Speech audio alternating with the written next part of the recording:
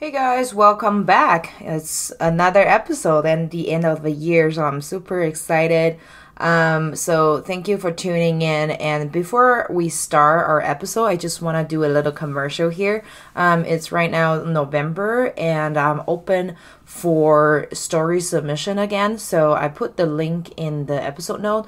If you have great stories about cultures, intercultural, cross-cultural, whatever you call it, or if an immigrant, international student, cross-cultural marriages, or even TCK race stories, please do feel free to submit the stories. And I'm open for recording, and I would love to hear from you. Or you can refer someone else you think that will be a great fit to my channel. So find the link in the episode note. So today I haven't been doing a lot of intros for the previous episodes because I just want the audience or listeners just to take a clean aspect before listening to my episode, and then each one of us can land on our own conclusion or decide which takeaway we wanna learn from. But this episode is pretty special. I met Sandra online through Kat's referral. Like after listening to Sandra speaking and then during the process of editing, I felt like there's something I really want to say to encourage whoever is listening to the episode. You know, we are loved and we're good enough. And you don't need to do anything to prove your self-value or your worth. And I really hope that every one of us can find contentment and the peace along the way as we're finding out ourselves and identities.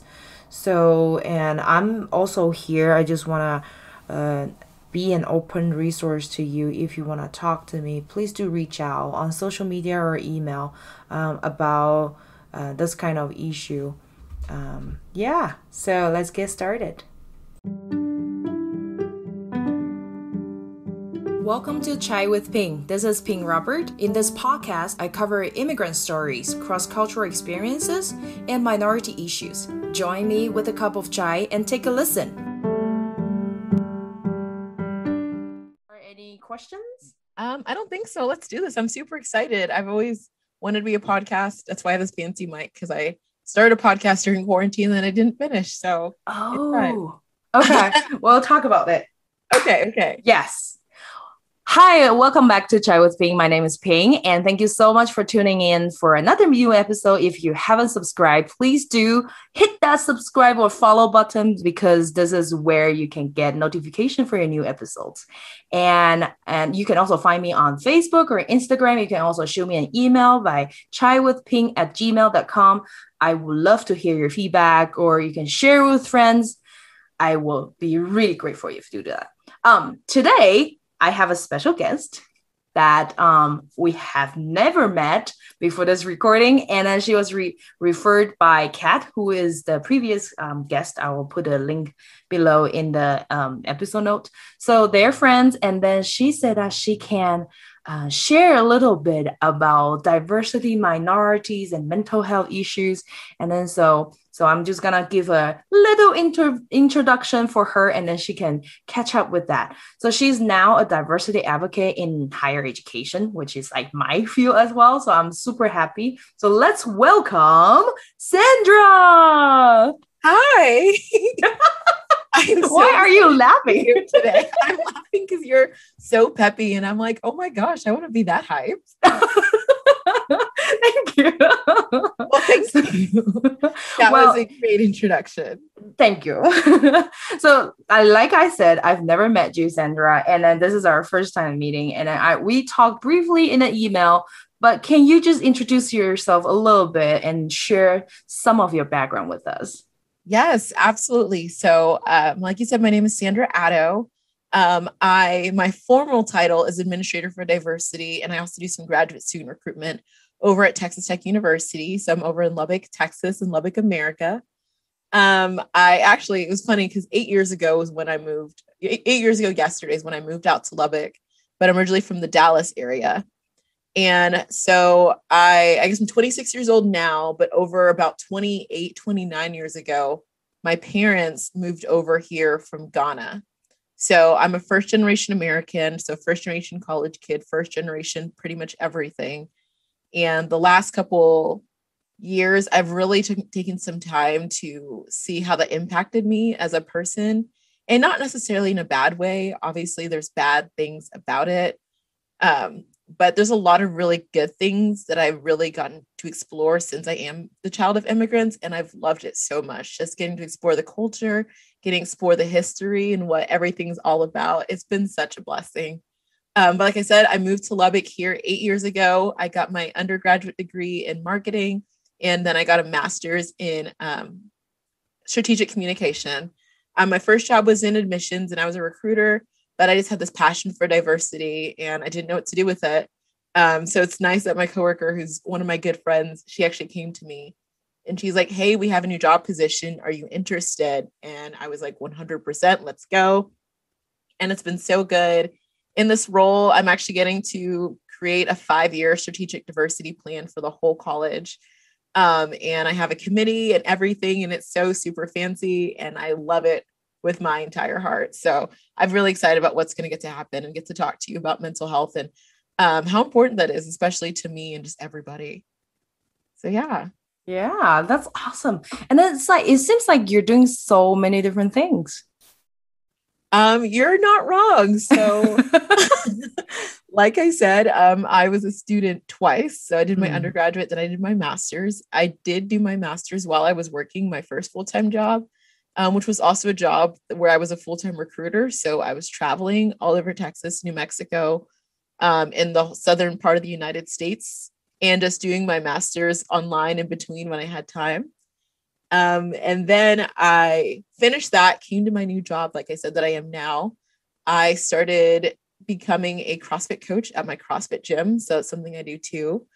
And then apart from that, recently, about a month ago, I got elected to be president-elect for Staff Senate.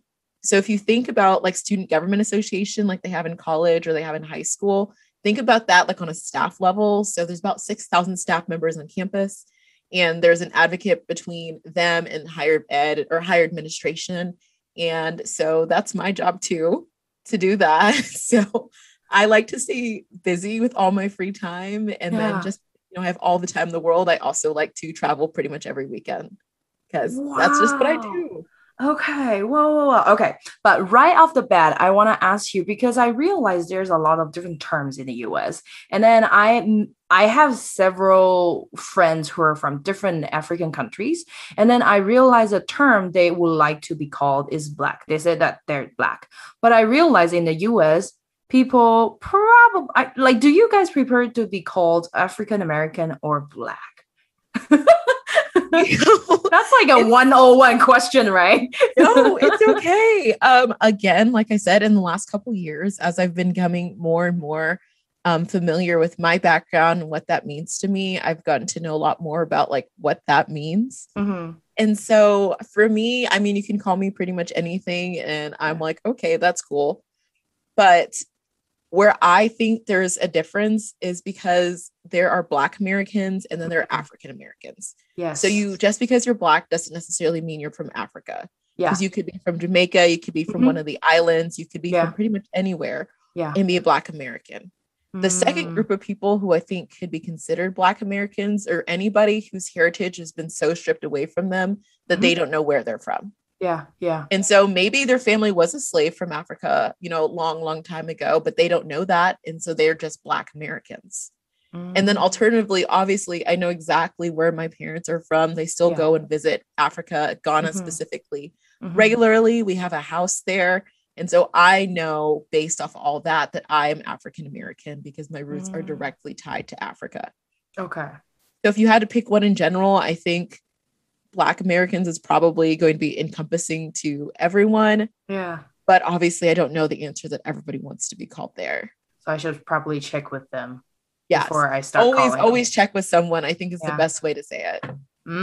Yeah, that kind of aligns with I learned so much from the diversity and equity issues here on campus, and I used to work in the office for that as well. And then that was one of the things that we talk about is I don't assume that people would just like what you're calling them chick what they want to be called. And so, yeah, Sandra, thank you so much for giving that example.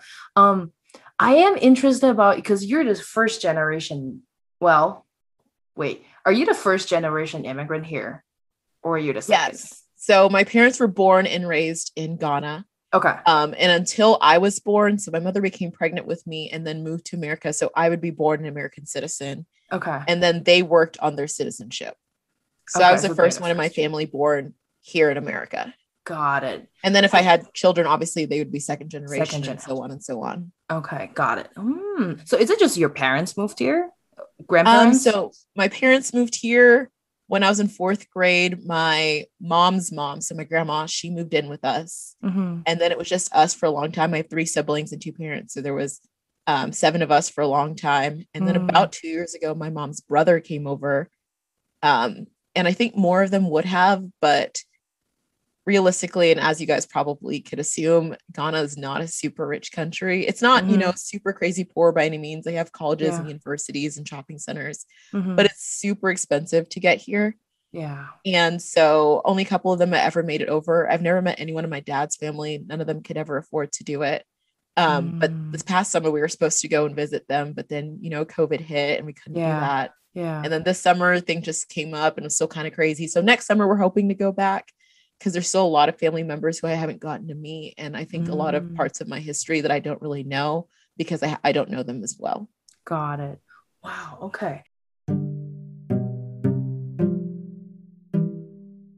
Can you share a little bit about your family tradition, if any, that which is important for you? Yeah, I think one of the really cool things about my family is that we are truly Africans and Americans. And so when we think about traditions, there's a really cool blend between the 2 different cultures and countries. And so, of course, we're going to have Christmas, we have Thanksgiving, we eat turkey, and do open presents on those holidays. Super, super Christian household. I'll say that. My mother has us praying out the wazoo. She messaged me this morning. She's like, "Did you read your Bible today?" And I know that Ghana is a very, very Christian nation on the bottom half. And then actually the top half is very Islamic. And so we're on the bottom half. And so that's what my parents came over and ingrained in us.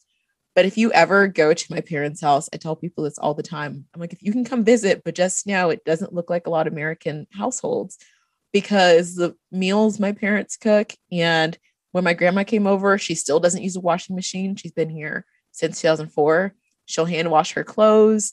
She and my parents, they always have had a garden in our backyard. And so I've always grown up eating these very fresh vegetables, and they were so good. It's so funny when you go to like the grocery store now in America, I'm like, this is not what okra looks like. It looks so much bigger than this in real life. And so it's a really, really cool blend. They have their drums up on the wall. We wear African kente when we go to my mom's church, but when we go to my dad's church, he goes to Baptist church. So we're, traditional American clothes, and it's kind of bouncing back and forth my entire life, which is a really, really fun thing, but also sometimes is really stressful. And again, still just figuring out all what that meant for me in the last couple of years. Wow. Okay. And what's the language between them? So they speak English in Ghana. That isn't their first language, it's their second language. Their first language is called Shui. And so in my household, there's a variety of languages being spoken. My mom is very well educated too. She knows some Russian. She knows all different 30 dialects that they have in the area. So not just language, but all the dialects too. It's funny because the longer I've been in school, the more English I've spoken, obviously. And so she'll tell me something in Twi when I go home, and I'll reply in English. And she's like, "Wow, you've really lost it." I think I have. So I feel bad. Yeah. Wow. That's amazing. Like, your mom can actually speak that many dialects. That is just probably the most amazing person I know. I know. And then can I ask like what they do after they move here, or it's too private? No, I mean, I'm an open book. So they moved here. I remember we lived in Dallas proper. So like right where it says Dallas on the map. We lived in a tiny apartment. There's just 1 bedroom. And so we all crammed in there. It was just me, my parents, and then my younger sister was born while we were still in that apartment. And so it was the 4 of us. And my dad he did a variety of different things. He was in finance, he did analytics. My mom kind of bounced around in jobs too, mostly because when they got here, they were still learning the language a lot. And so it was really, really hard to get employment because they understood language and they understood the job and what they had to do. But people couldn't get over the fact that they have heavy accents. And even now, I'm really excited that they still have pretty heavy accents because it reminds me like, this is really cool. This is where I'm from. But now my dad he's still in finance. He's a financial advisor. And my mom is a computer analyst. She ended up getting her master's a couple years ago so she could advance. And so that's what she does now. Wow. What were the things that they emphasize so much to, because you have a brother and is there any other siblings? Yes. So I have 2 sisters and a brother. So I'm the oldest. Okay. I have a sister who just graduated college. She went to University of North Texas. My brother, he's starting his senior year. Wow, I guess. In a small university in South Dakota called Augustana University, and he plays football on scholarship up there. Okay. He's also an engineer, super smart. And then my youngest sister just did her basics this year at home. She stayed home. She has some health problems and she didn't want to risk it with COVID being around. But she's going to study to be a nursing major. Cool. Wow. 5 kids.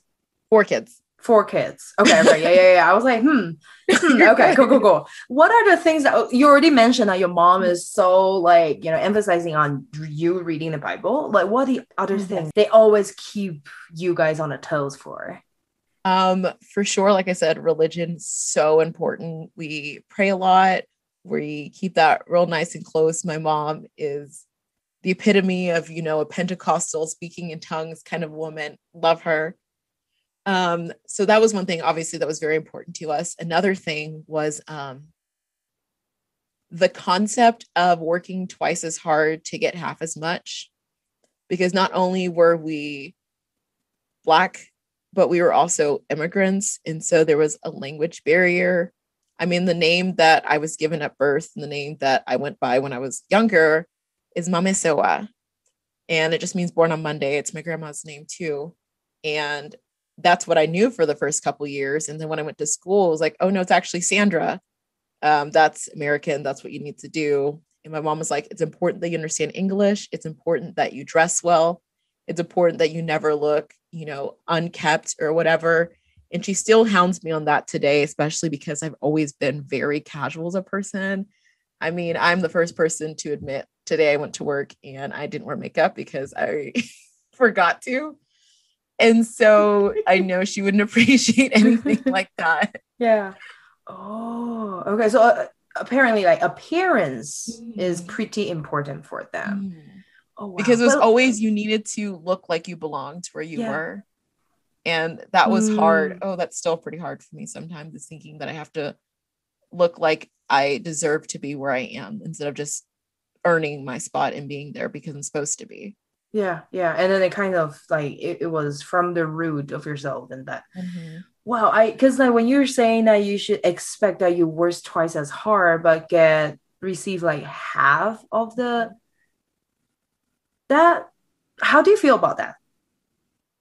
I feel a little sank in my heart. I think the first couple times I heard that, I really rejected it because I never wanted to think that anyone wouldn't value me for who I was fully as a person and then just make judgments from who I was on the outside. But especially, I mean, moving out to West Texas, it is, I mean, as cowboy in country as you think it is. And being from Dallas, it's a very diverse area. There's people from all over. I mean, I felt so good. I never had an issue. But as soon as I moved to Lubbock, that was the first time where I didn't see a lot of people that looked like me. And so in situations all the time, like I could be the only Black person in the room and I always would know it. I always knew it. Or I could be, on a leadership team. I was president of my sorority, and one of the girls in my chapter, I remember she called us chocolate chips. The couple of Black people that were around, she was like, yeah, we're like the chocolate chips in a big chocolate chip cookie.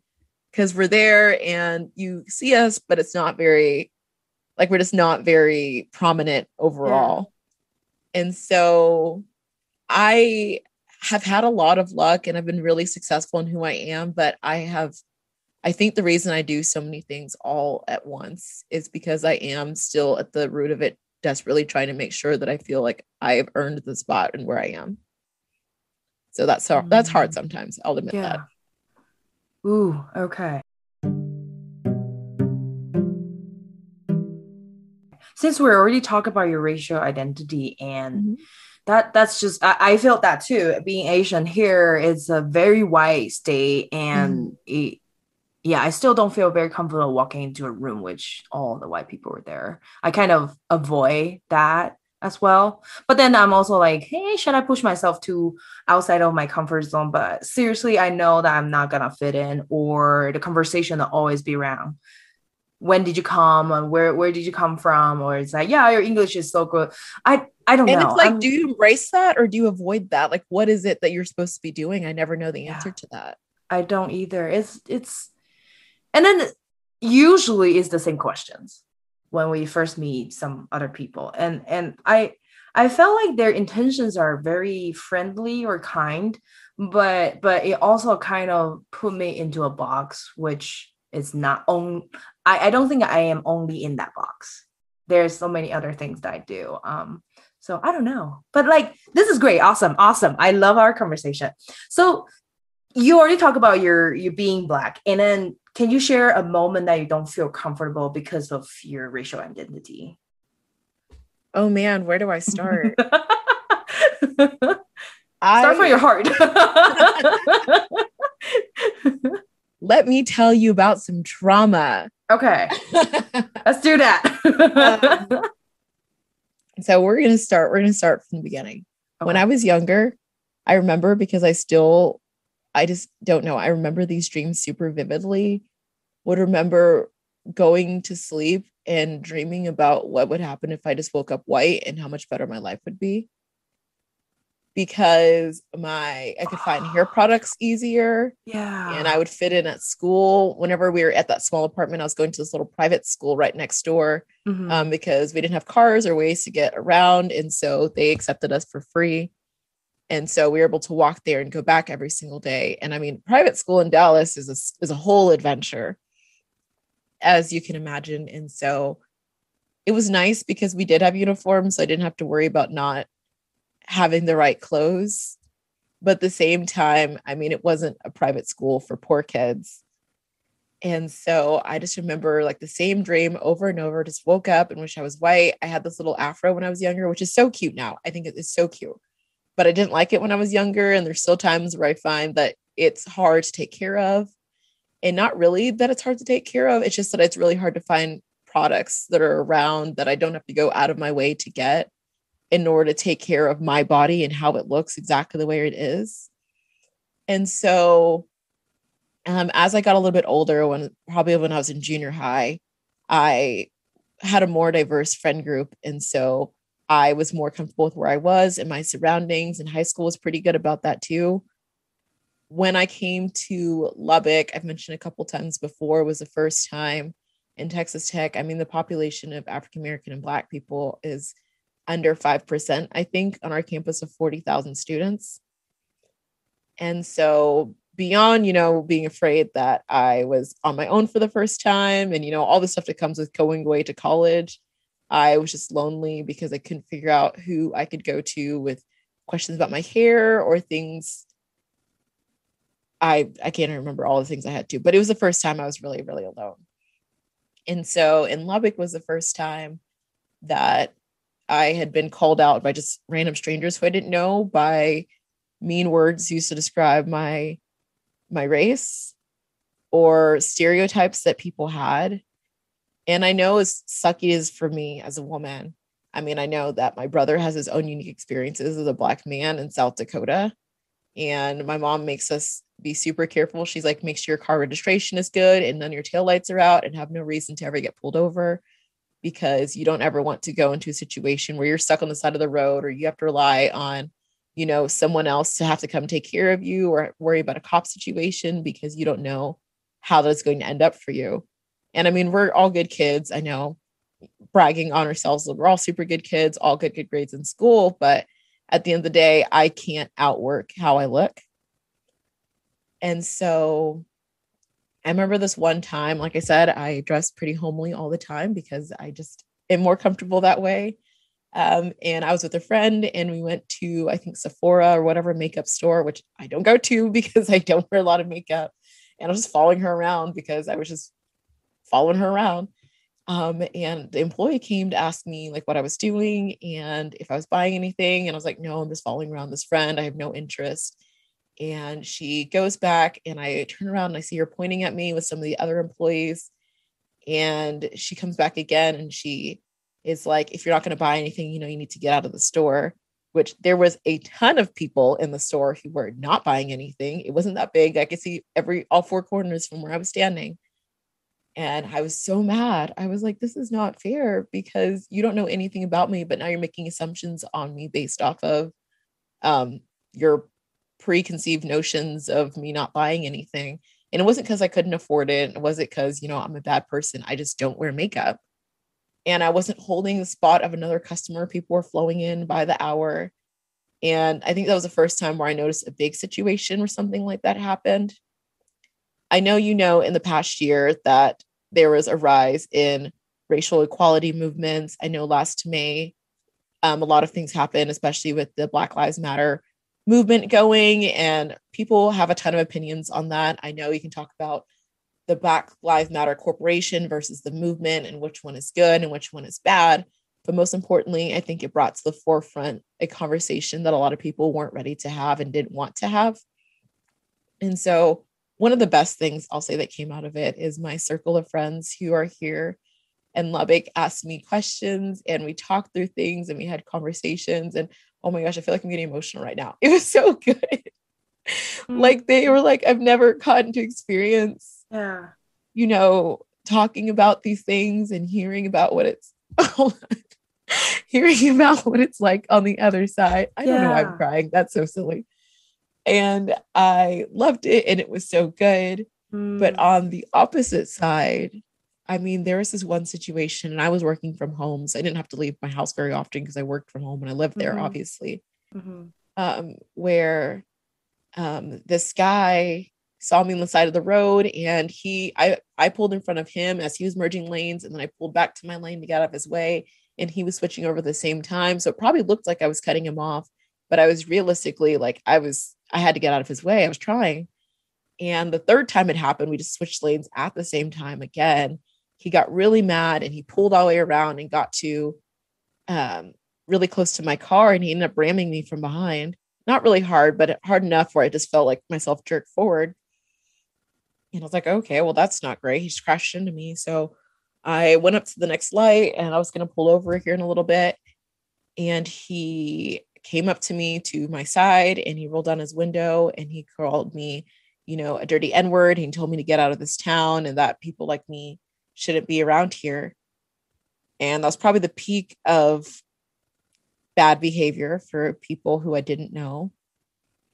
There's conversations on Facebook. There's conversations all over, articles that you can read about people who say all these things and make these decisions. And I don't really know where their foundation and their basis is because there's really not much that you can say that has a good backing on why I'm any less than anybody else as a person, but they will say it.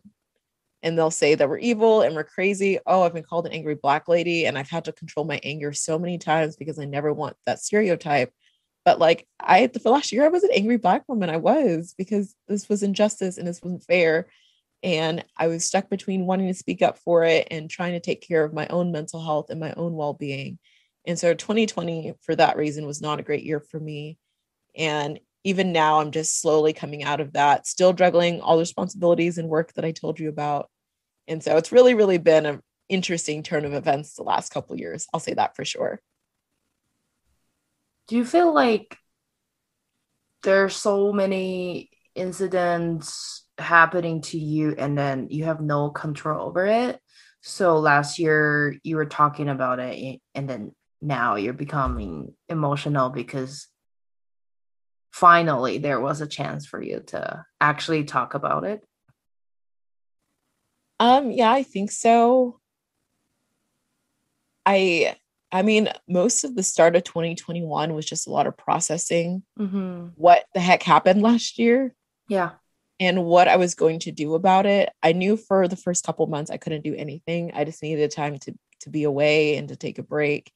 And I got off some of my social medias because I just couldn't handle any of that Mm-hmm. for a while anymore. And for the most part, a lot of things cleared up. I will say that with some changes that's happened in the country, things have cleared up. And so what I've decided to do in the second part or the second couple months of 2021 until now, I wanted to become more of an advocate, and I wanted to speak up and stand up for people like me who weren't ready to stand up yet, because I'm mentally tough. My mother made sure that no matter what, she prepared us for what was going to happen. And so I was down for a little bit, I'll admit that, but I was ready to come back. I was ready to speak on behalf of people who couldn't. And like resources like this and this podcast, which are great, is a really good opportunity to share and have real conversations about how important these things are. Because otherwise, I mean, people who may have bad opinions just may have never really heard the other side. And I prefer to think that people are more ignorant than they are hateful. And maybe that's the optimist in me, but I really do think that people might just not know better. You're just right there pointing my next something. Like, I don't know. I was just reflecting.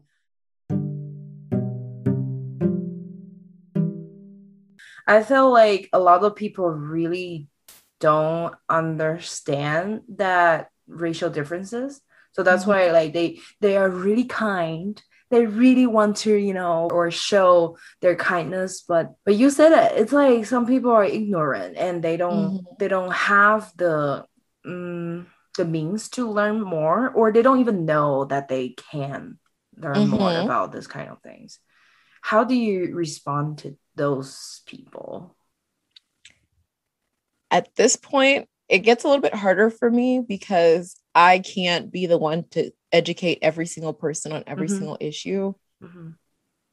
Obviously, for the people in my life, if they want to ask me questions, I'm more than happy to answer. But there comes a point where you have to decide you want to do these things for yourself too. If I was struggling in math, and I struggle in math a lot because I'm not a math person, um, I wouldn't just wait for someone to pop up and give me the answers to figure it out. I'd probably have to go do research. I'd have to figure out why I don't understand what's going on and fix it. And I think the same thing when it comes to social justice issues is if you have a take and people are like, this is a bad take, you should educate yourself. Okay, I'm not just going to retort back and I'm not just going to get defensive for no reason at all. Maybe I do have a bad take on the situation and maybe I do need to figure it out. What can I do to improve my opinion or my knowledge about this thing? And I find there's things all the time, like speaking as a minority woman myself, that there's things that I'm wrong about and I need to learn more about. And I'm never embarrassed to say like, oh, I don't know about that. Why don't you tell me?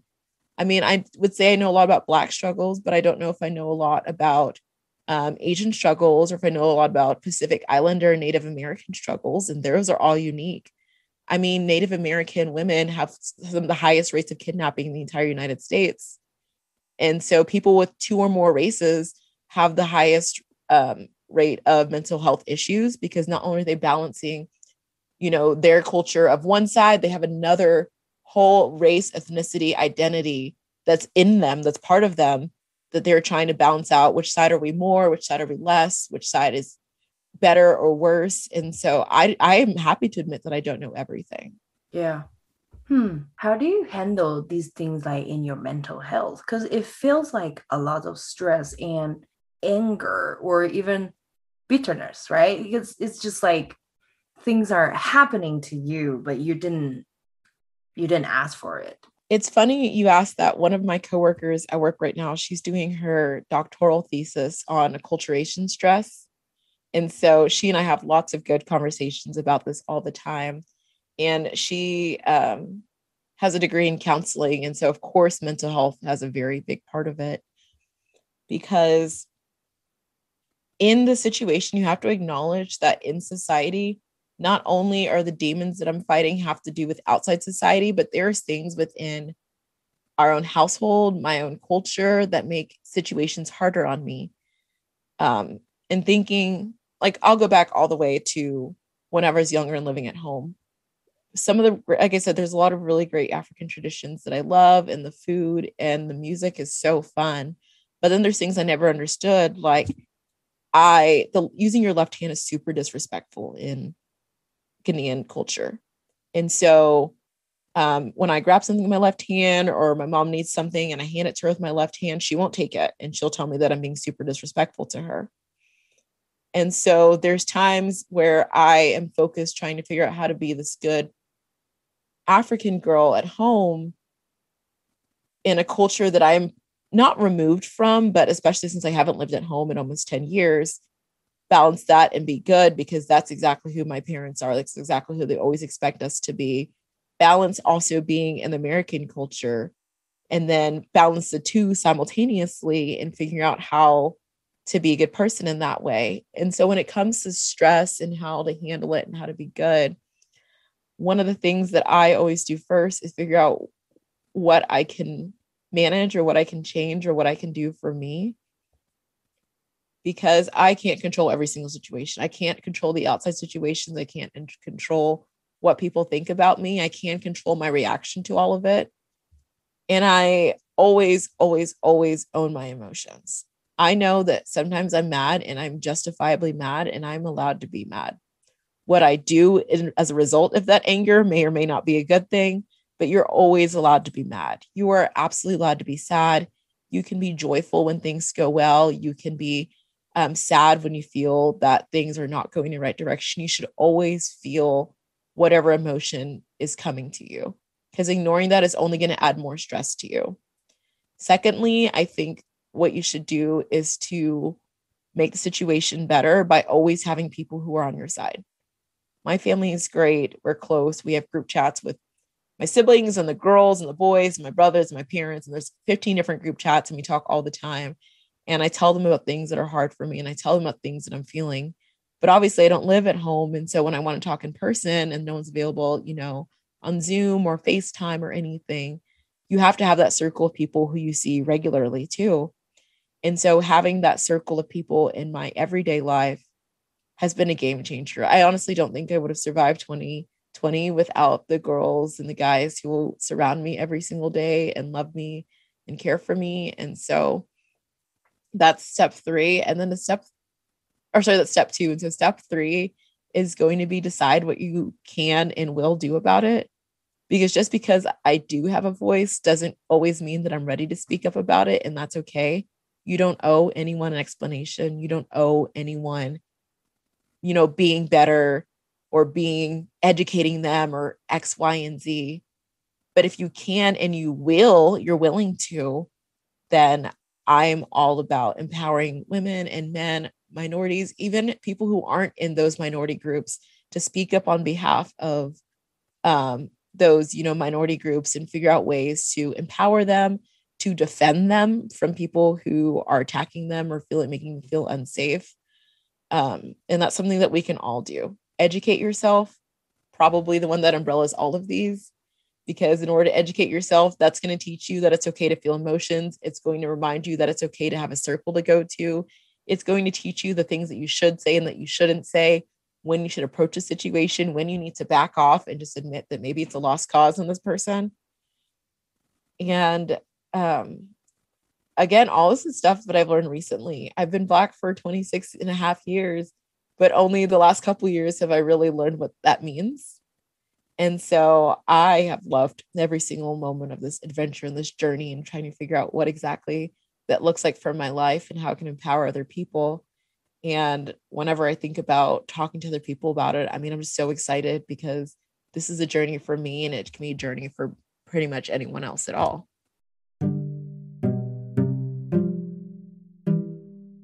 Yeah, I was just thinking, because in the beginning of our recording, and you say you're doing so many things, and you also kind of said that maybe it's just like battling against yourself, like internally, maybe you just need to do more to prove to whoever. How do you find a balance for that?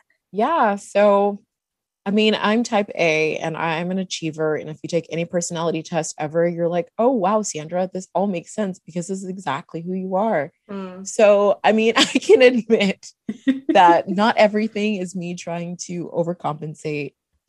I love positions of leadership, but not to have a big head or anything. But you can empower people to make change and to want to make change. And I think that's something that I've always been really good at. And so whether it was, president of my sorority or now president of the staff senate of Texas Tech University, I mean, I'm in positions of leadership, especially being the first, a lot of times the first Black female to ever do these jobs. I am where I wish someone had been whenever I was younger. So I had someone to look up to and to see that these were things that were possible. And I love every single moment of getting to do that. The good, the bad, and the ugly. I've gotten to do things that other people haven't gotten the opportunity to, and I can do good and make sure that other people can in the future. And so when it comes to balancing it, I am pretty aware of when things start to go downhill or because I've ignored something too long, because my brain gets in a frazzled mess, and it's very noticeable in the way I talk, in the way that I don't talk, the way that I am pretty shut off to other people, or that you won't hear from me for a little bit. And so if I were to that place, which is where I was basically last week, I know that I've let things go on for too long without addressing them.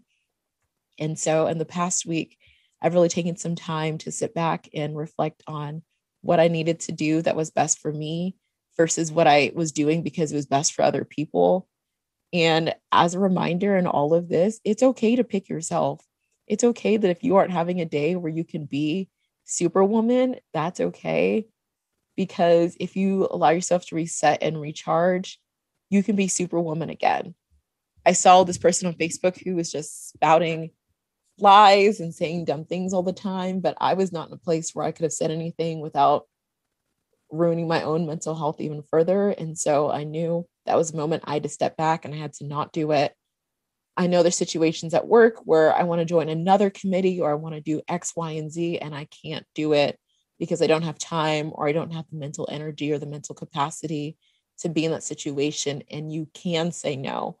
Other people, the more people that are involved in the conversation that you allow to be as part of the conversation and in your life, the better it is. You don't have to be everything for everyone. And so, I think that's my advice, is to realize that not everything's going to happen, and that's okay.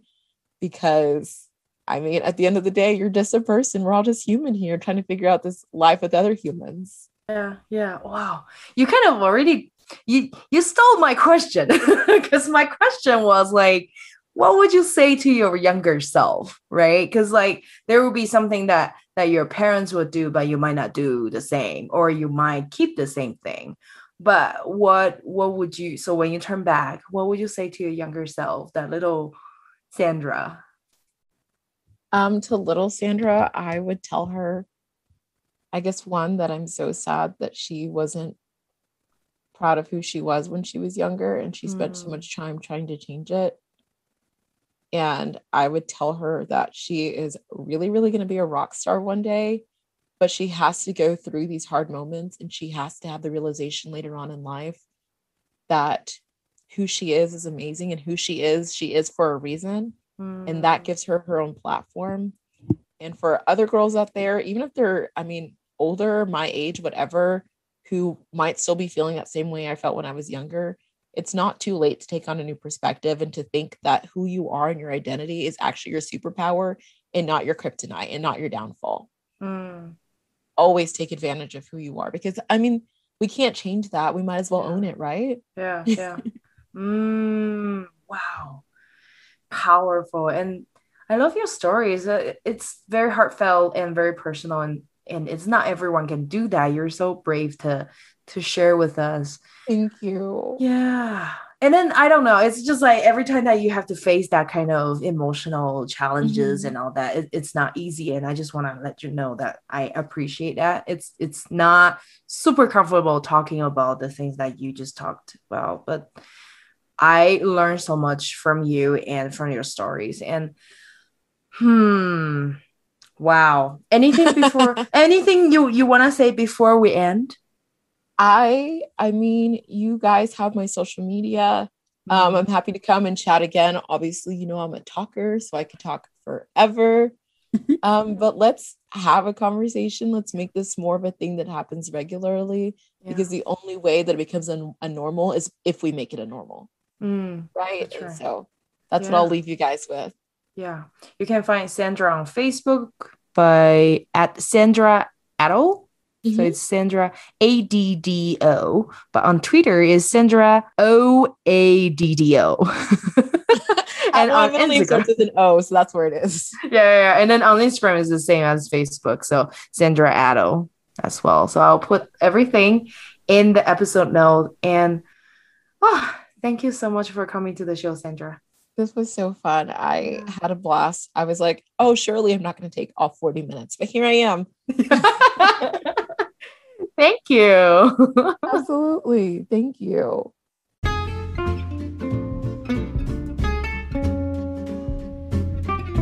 Thanks for listening to Chai with Ping. If you think someone will benefit from this episode, don't forget to share it with them. You can also follow us on Facebook and Instagram. If you like my show, you can buy me some chai with small donations. Details are in the episode notes. Till next time.